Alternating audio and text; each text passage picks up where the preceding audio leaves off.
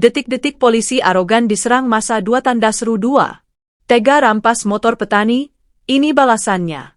Oleh Tim Investigasi Khusus Desa Wonosari, 17 April 2025. Matahari belum sepenuhnya naik ketika suara keras motor tua milik Pak Karto, seorang petani tua berusia 62 tahun, terdengar meraung melewati jalan becek menuju sawahnya. Di belakangnya, ladang yang penuh harapan baru saja ia tanami semalam. Tapi pagi itu, yang ia temui bukanlah damai musim tanam, melainkan awal dari tragedi yang akan mengguncang seantero negeri. Awal malapetaka rampasan yang memicu amarah.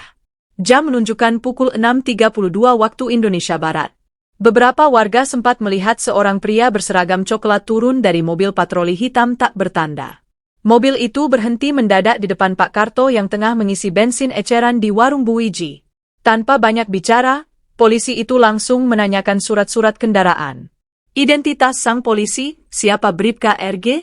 Bribka RG, begitu nama polisi berseragam yang merampas motor Pak Karto kemudian diketahui. Lelaki berumur 38 tahun ini tercatat sebagai anggota Satlantas Polres Jatirejo, meskipun pada saat kejadian ia tidak membawa surat tugas resmi dan kendaraan dinasnya pun tanpa plat. Warga menduga dia sedang menjalankan operasi sampingan. Menurut catatan investigasi kami, Bribka RG memang sudah beberapa kali dilaporkan warga karena kelakuannya yang sewenang-wenang. Dalam 2 tahun terakhir, ada 7 aduan masyarakat yang masuk ke Propam, namun semuanya menguap. Suara dari desa warga tak tinggal diam. Warga desa Wonosari sudah lama gerah. Bagi mereka, aparat bukan lagi simbol perlindungan, tapi ancaman. Ketika motor Pak Karto dirampas, itu menjadi pemicu. 20 pemuda desa, termasuk anak-anak muda dari Karang Taruna, menggelar pertemuan malam itu. Mereka menyebutnya rapat gelap. Ini bukan soal motor lagi, ini soal harga diri. Kita cuma petani, tapi bukan ternak yang bisa dipukul seenaknya, kata Agus, ketua Karang Taruna setempat. Saya bilang, STNK-nya ada di rumah, Pak. Saya petani, bukan penjahat, ujar Pak Karto ketika diwawancarai pasca kejadian, matanya masih sembab. Namun sang aparat tak menggubris. Dengan kasar, motor tua milik Pak Karto dirampas di depan warga. Beberapa saksi mendengar umpatan dari mulut polisi tersebut menyebut Pak Karto, bandel, dan kambing tua yang bikin ribet. Dalam hitungan menit, motor itu sudah dinaikkan ke bak mobil dan dibawa pergi. Tapi yang ditinggalkan adalah kemarahan yang perlahan tumbuh menjadi bara. Malam mencekam, patroli yang dihadang. 2 hari setelah kejadian, Bribka RG kembali menyisir daerah sekitar Wonosari dengan 2 anggota lain. Namun kali ini ia tak tahu bahwa warga telah menyiapkan penyergapan. Di simpang 3 Jalan Randu Alas, mobil patroli mereka dihadang oleh truk pasir yang sengaja diparkir melintang. Begitu mobil polisi berhenti, puluhan warga bermunculan dari balik pohon dan semak. Mereka membawa bambu, kayu, bahkan sabit. Polisi sempat mengeluarkan pistol, tapi jumlah massa membuat mereka ragu menarik pelatuk. 12 menit yang mengubah segalanya.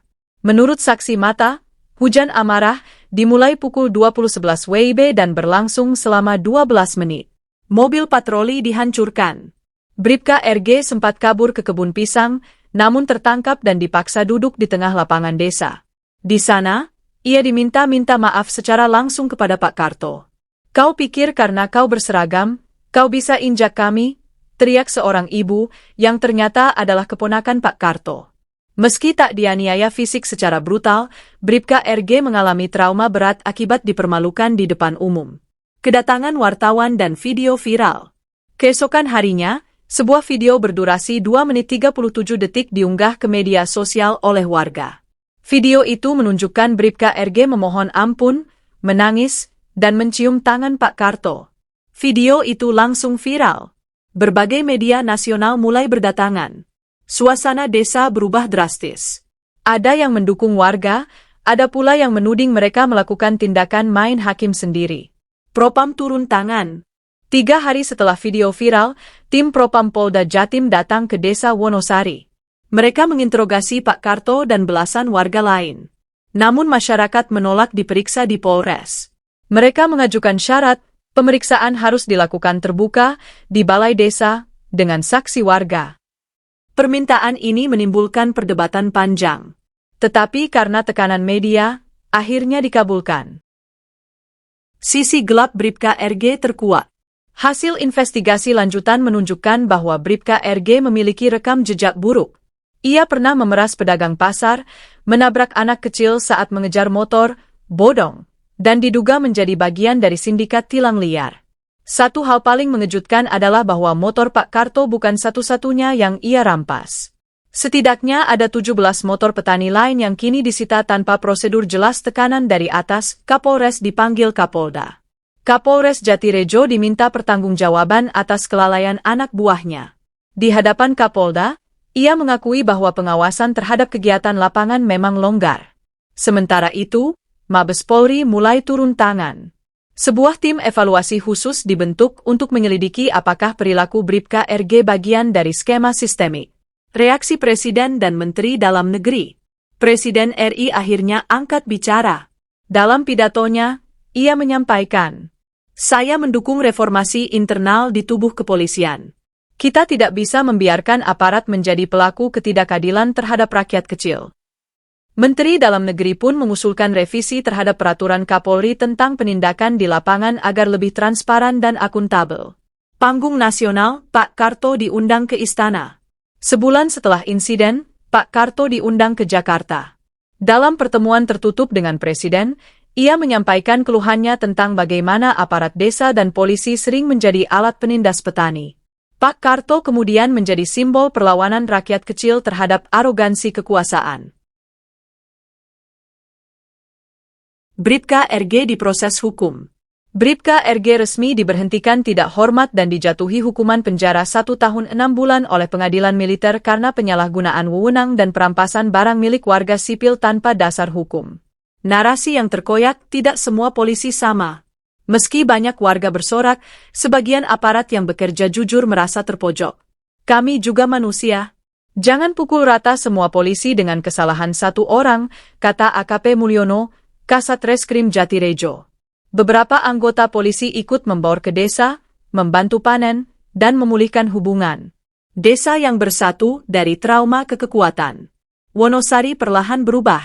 Kini warga membuat sistem pengaduan terbuka berbasis desa. Jika ada keluhan terhadap aparat, warga bisa menyampaikannya di forum musyawarah mingguan. Kepercayaan mulai dibangun, walau luka belum sepenuhnya sembuh. Media luar negeri turut meliput. Media asing seperti Al Jazeera dan BBC Southeast Asia memberitakan kasus ini sebagai contoh grassroots justice di Indonesia. Isu ketimpangan kekuasaan pun jadi sorotan global.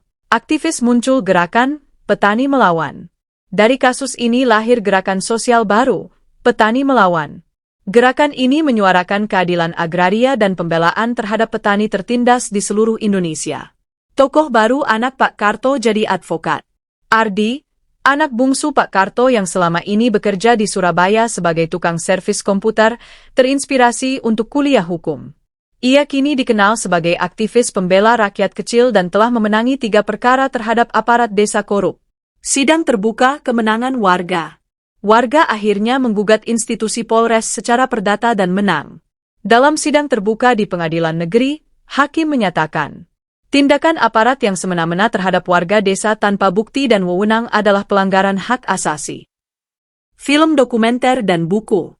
Peristiwa ini diangkat menjadi film dokumenter berjudul Suara dari Sawah, dan sebuah buku setebal 320 halaman ditulis oleh jurnalis investigatif. Buku itu menjadi bestseller di toko buku besar. Ketika sawah menjadi mimbar keadilan. Kini, jika Anda datang ke desa Wonosari, Anda akan melihat tugu bambu berdiri di persimpangan tempat penyergapan Bribka RG terjadi. Di tugu itu tertulis, "Di sini kami belajar, tak perlu bersenjata untuk melawan, cukup bersatu dan bermartabat." Pak Karto tetap menanam padi, tapi senyumnya kini lebih dalam. Ia tidak lagi sekadar petani. Ia simbol bahwa bahkan di ujung pematang, keadilan bisa tumbuh dan dipanen oleh mereka yang berani bersuara.